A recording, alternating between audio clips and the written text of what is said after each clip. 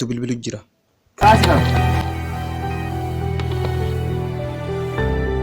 Hello Abba. Ciao, listen.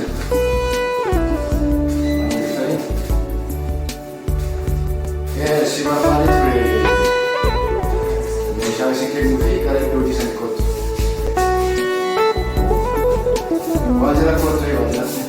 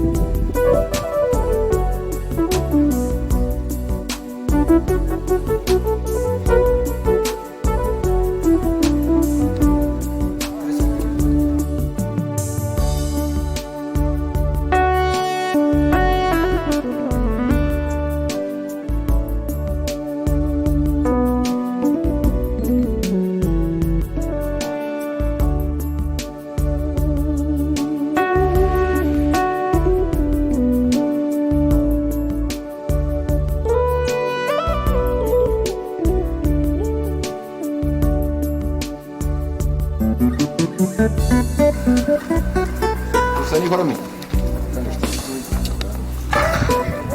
Jaketi? Riya. Abba. Oi. Kayanut. Kan turi wariot. Turi wario? Yen.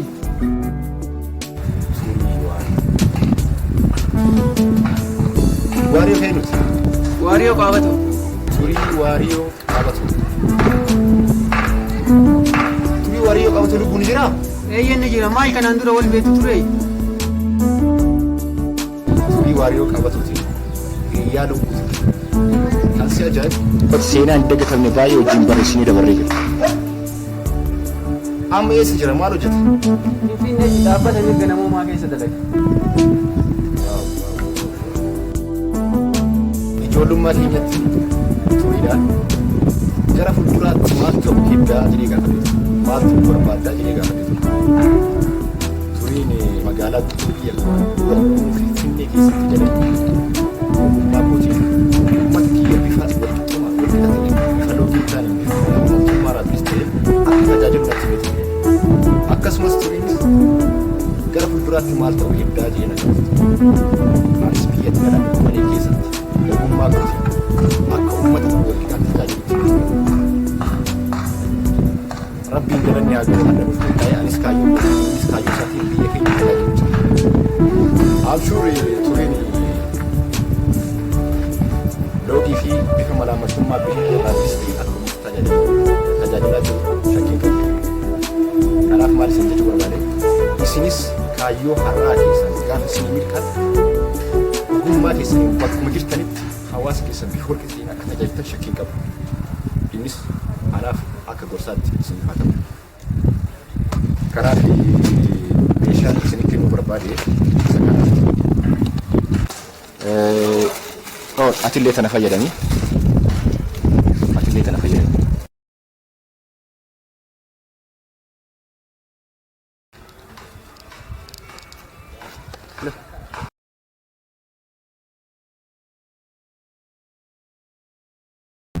Akka ta'e ijoollee abbaa suuressaa kanatti dhiyaadhee irraa fayyadamuu qaba. Itti riyyoome. Daadii. Yaa. Uffanni mana barnootaa kan badda rifeensi naaf hodhisiistanii na jalaa muufeera kan biraa naaf hodhisiisa. Hooma takkaa yaaddoon barumsuma keeti jabaadhu anas sii jira.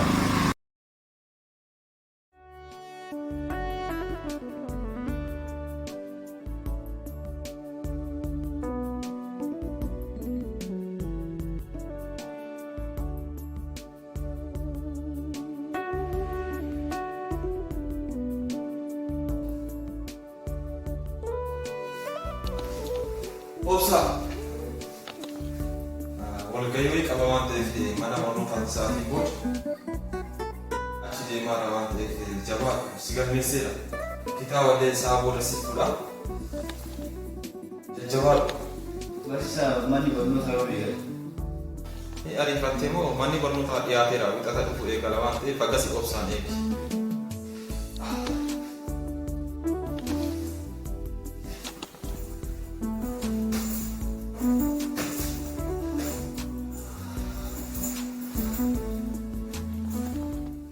Jala bareeddu dhufaara badabboo kai kan qabna. Waaw. Maal Maaf dhaabadha maal irra barbaadde? si barbaanneeti dhaabadhume yeroo tokko. Maal barbaadan irraa? Si barbaanna siin jedhaan jiru nu. Eessan na beekta maal barbaadan irraa? Eessan na beekta maal barbaadan irraa naan jetta anti kenna koo irraan si beekaa barreessitu nan beenne malee. Anta akkayyuu agaree keessi argeetu hin beeku. Ana mana haa bartuu Ija kan kaa. kootiif naaf haaraadha. Ana haa bartuu. Eessattu si argeen beeku. Ana mana si beekaa. Karaa naa kennan. Mee yeroo tokko Anta akkasii waliin na hubadhu mee. Akkamitti asitti? Ija lolaatiin natti hin deemini mee na hubadhu. Maal jiran maal rakkoo jira? Maarree osoo isiin hin barbaanne fedhii isiitiin ala maaf dirqamsiistu? Maaf dirqamsiistanii isiin isin hin barbaadu jettee mi adeemtu jalaa goraa?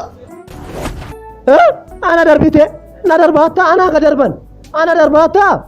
Abba rabbi guutte jalaa gurra qabin. Ati warra jalaa boo. Wayyo naga dhiisame maaloo nan qabina. Nan qabina mee ishee tanarraa nan qabina gurbattii tanamo. Mee atis galla dhiisi. Naga dhiis mee ana ammatti agarsiisa naga dhiis. Wayyo gurbattii tanarraa na qabdimo. Karaa irraas na gorteemo. Mee gana dhiisa marraa fixaan. Mee na dhiis nan qabin. Yaboo maaloo nan qabina mee. Mee gana dhiisi wayyo. Anamo.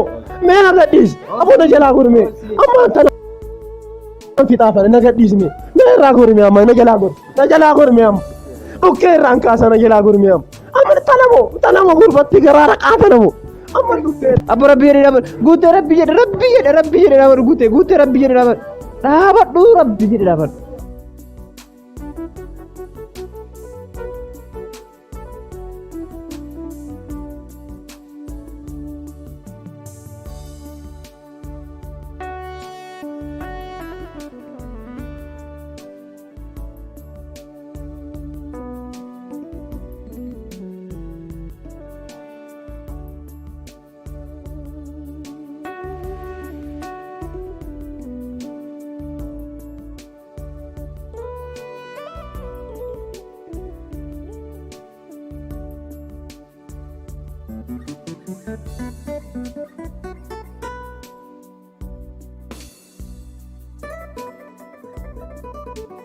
Garam deemaa adeemnu? Gara mana deemaa ture tolee adeemu.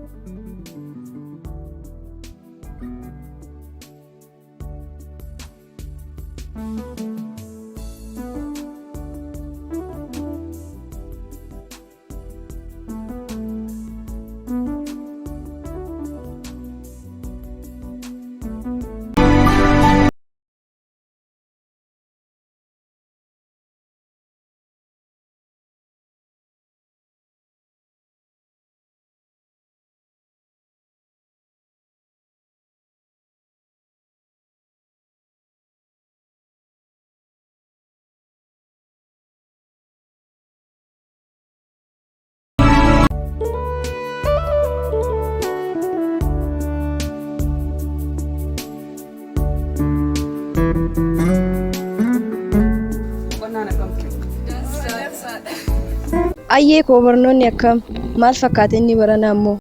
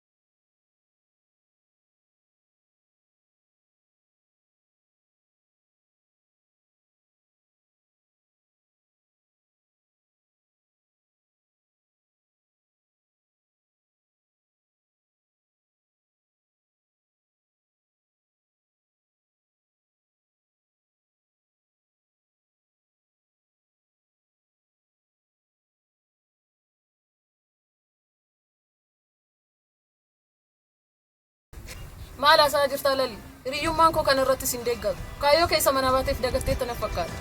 Kaayyoo kee isa maatiin kee manaa si baasee irraanfattee ati immoo kanatti gaafa galtu baay'ee na gaddisiisa. Ati immoo daqiiqaa ammaa kana keessatti waan jette kanarraa ammaan kan akka deebituun si gorsa. Kaayyaa magara kutaa.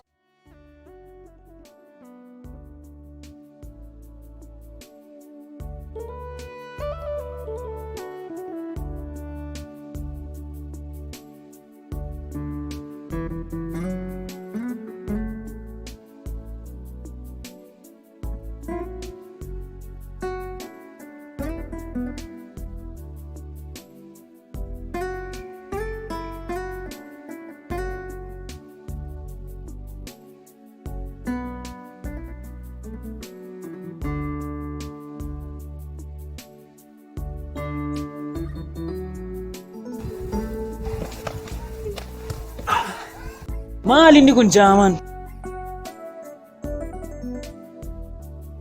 Ilaa fuuldura kee ilaalaa deem yeroo biraati. Hin aarin kootaa deemnu.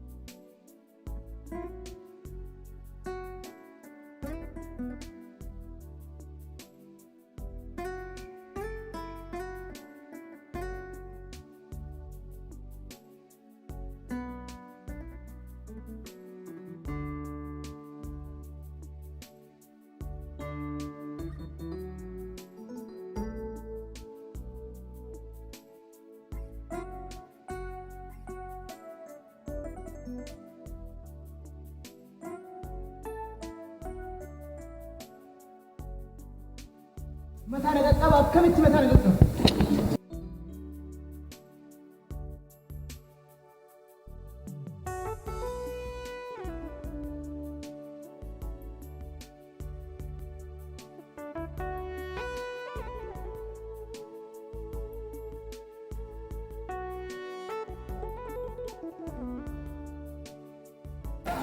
Maali maal taate jaala? Yoo na dhageesse maal qabaa?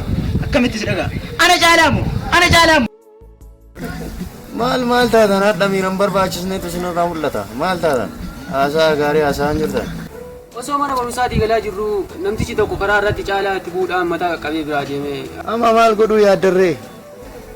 Ispoortii dalaguudhaan akka inni itti nu aarsetti isa aarsinee haloo isa baafachuu hin barbaadu. Osuma haasofnu ati ispoortii daldalaa miti? Eeyyeen obboleessa kiyya. Garuu ispoortiin kan hojjetamuuf akka ati itti yaadde sanitti miti.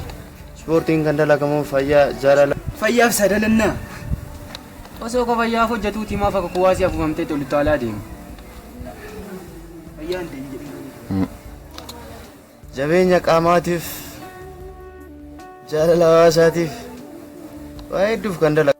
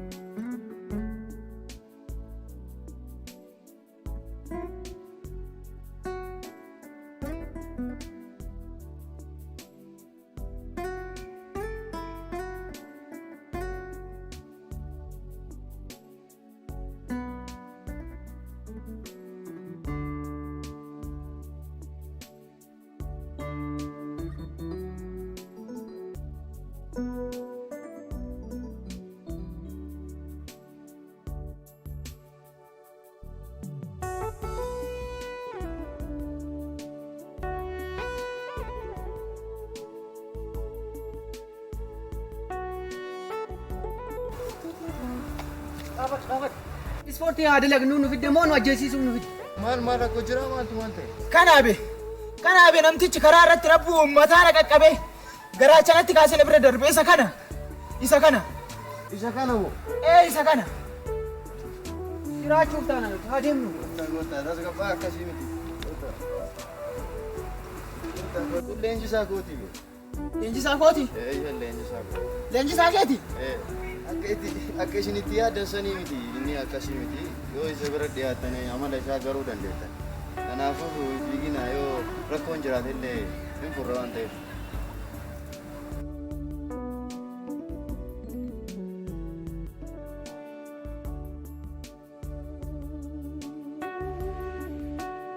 Dhuftee nagaa fayyaara. Isin eegaa ture beektaa akka baay'ee dalagaa irra seegaa. Ijoollee tana eeguuf. Ijoollee tana? Durii dhuftanii fayyaara.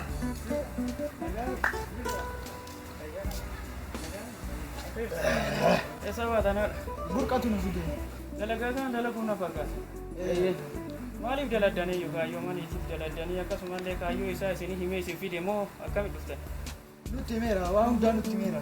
Yoo gocha akka guyyaa daladdan san dalaguuf taatan immootu nu wajjin itti fufuu hin dandeettan. Nutti himeera burqaa waan hundaa nutti himeera. Kanaafuu sanirra dabalataan ispoortiin kan dalagamuu fi gammachuu sammuu keessaniitiif akkasuma fakkeenyaaf amma manatti gadditee qabaatu yoo ta'e as bira dhuftee yoo dabalamtu ta'e gadde kan kee irraanfattaa jechuudha. Akkasumallee jabeenya qaama kan keetiitiif illee bu'aa guddaa qaba. Yoo nu wajjin itti fufuu barbaadan amala kana jijjiirtanii nu wajjin itti fufuu dandeettanii jechuudha.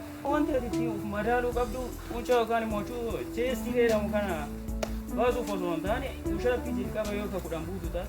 Amma meeqaan bu'aa jettee sanii of madaaluu qabdaa jechuudha. Kanaafuu jireenya guyyaa kan keessatti walii hiitee ispoortii kanaan jireenya guyyaa kan keessatti akkamitti akka fooyyessuu dandeessu karoora kan keessa galchuu qabdaa jechuudha ispoortii. Kanaafuu itti fufuu dandeenya. Lakkii kanaa miti qoy. Jalqaba qaama ho'ifannee gadi seennu ta'a jechuudha.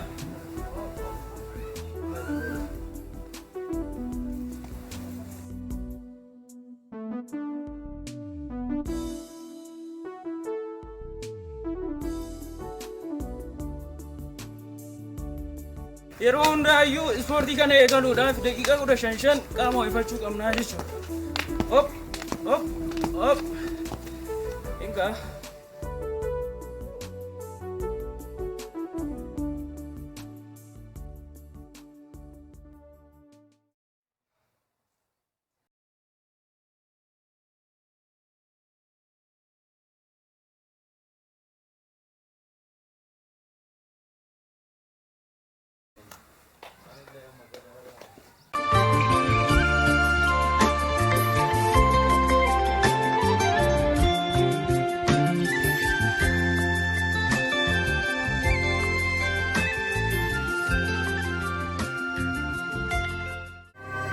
Dhiis of lamaanii waliin dhabina. Tokko ta'aatii diina keessan ofirraa dhahaa malee lammata deebitanii wal dhabuu hin qabdan. Tole lammata deebitanii waan akkanaa ka hojjettan akkasini argin.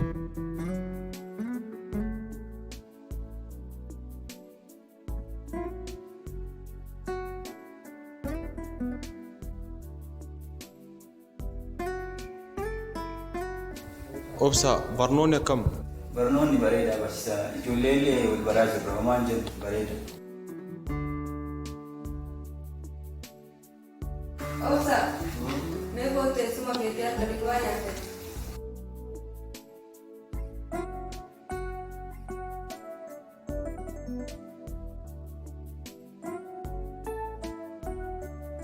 Obsa koon waliin nyaadhu. Koon rakkoon qabu walumaan nyaanna.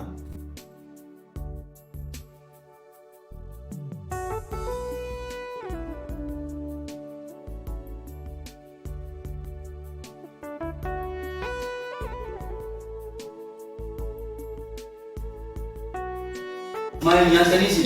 Inni nyaata. Nyaata kan ta'a. Inni nyaata. Nyaata. Akkanuma taa'anii haa'uun ishee maraa taa'u.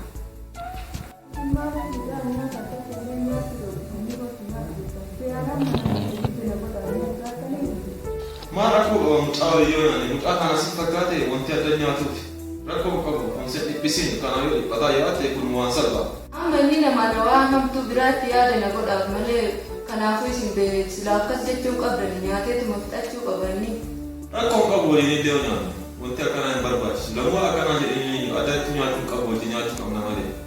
Namni akkanaa garaa nama bada finnaa namaallee garaa natti hin balleessina ragaa hin bahin irraa lixu malee. Wanti inni narraa lixuun hin jirtu. Inni namaa na zanna yoo isin jala deemtanii qaxxaana badduu na gootanii. Abboon waa dheeraa haasaan isin rabbi yoo ka sodaattu.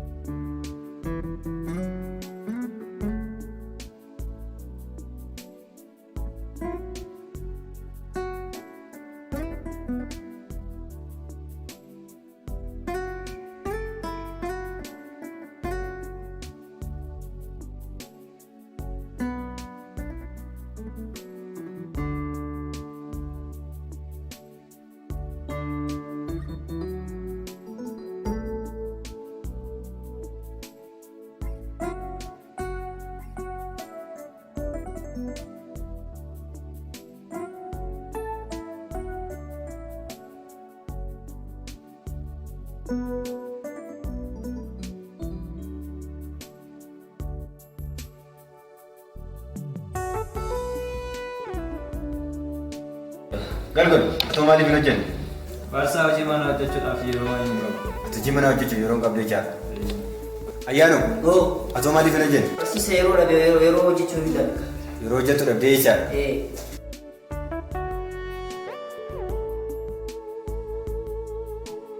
Tole ayyaantu, atoo maaliif hin hojjenne?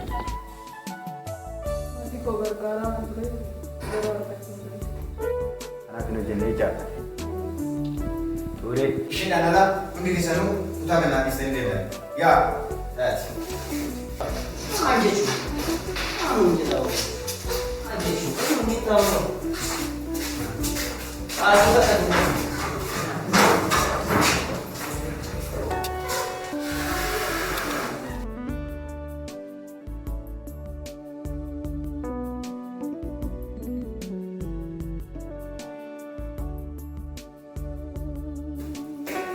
Ora hojii mana hojjetu keessa mee namni yaada?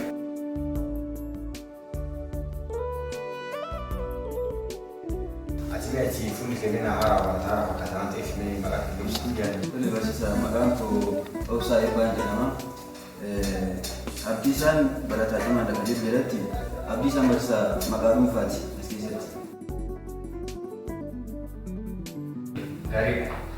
Tole gaariidha gaafiin itti aanu ammoo obsaan aanan qorumsaa dhugaa jedhu. Kan jala sararaan obsaadha. Ati.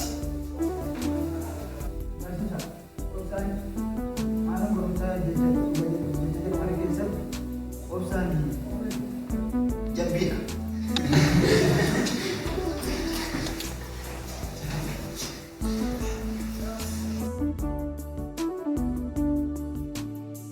Tole barattoota akka inni jedhe obsaan jabduu osoo hin ta'in obsaan maqaadha jechuudha maqaa kana keessatti.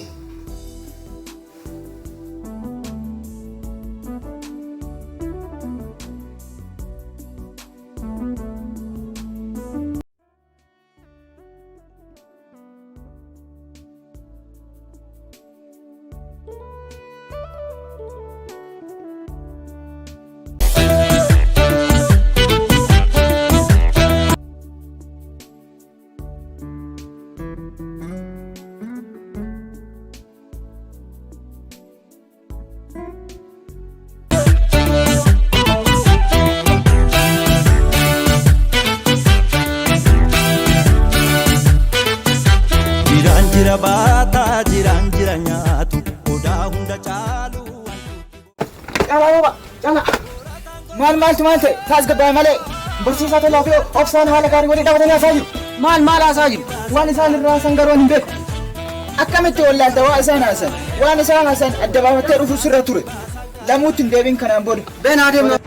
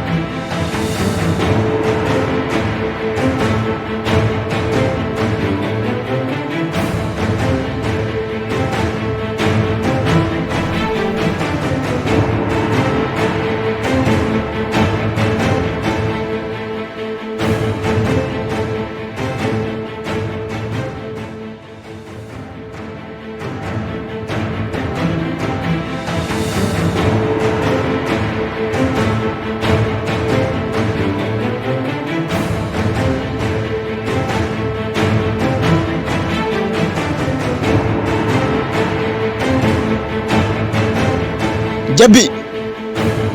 Jabbi! Jabbi! Dhiifama maqaan kee jabbii osoo hin taane obsaadha. Obsaa. Wadala harree dhufee isaasu argine iyyaansa isaa dhagani jedhan. Maal jechuu barbaadaniiti? Naaf hin galle wanti haasaa jirtan. Siif hin galle miti? Akka siif galu siif goona. Dhiifama yeroon qaaliidha. Akka Hacaaluu Hundeessaatti.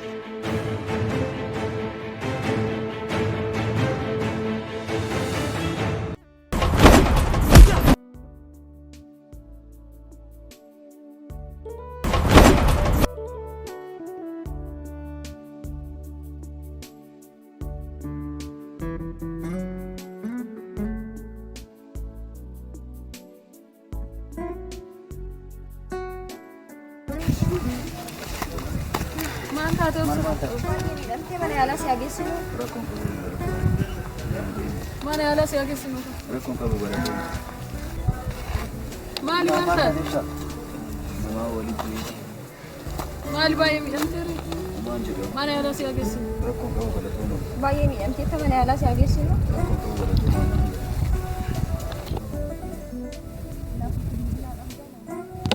Dhiifama bilbilan qabu. Ilaa obboleessa koo caalaa fi rooba akka jaallaltee argitu kana osoo hin taane ijatti namoota babbadoodha. Kanaafuu ati hamma dandeessuun jaalalaa beekuu qabda. Egaa jarri nama kanaa fayyada. Waan isaan deemanii dhugumaanuu beektaa isaan ati fayyada. Dhugaa jiru baay'ee galatoomaa.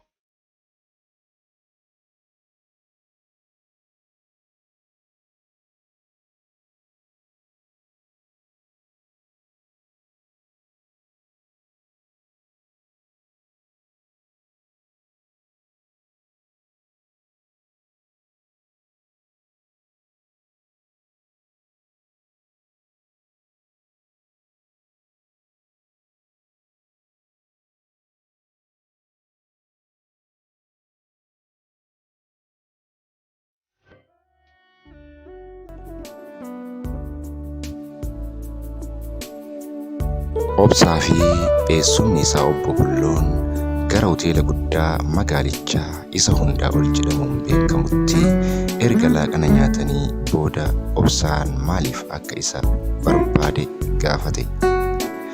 Obsaanis akkani jechuun yaada isaa itti hobbaafate. Eessuma koo haalli ammatti jiru barnoota kootiif naaf mijataa miti. Qo'annaafis ta'ee barnoota koo haala gaariin hordofuu hin dandeenye. Baay'ee natti ulfaateera.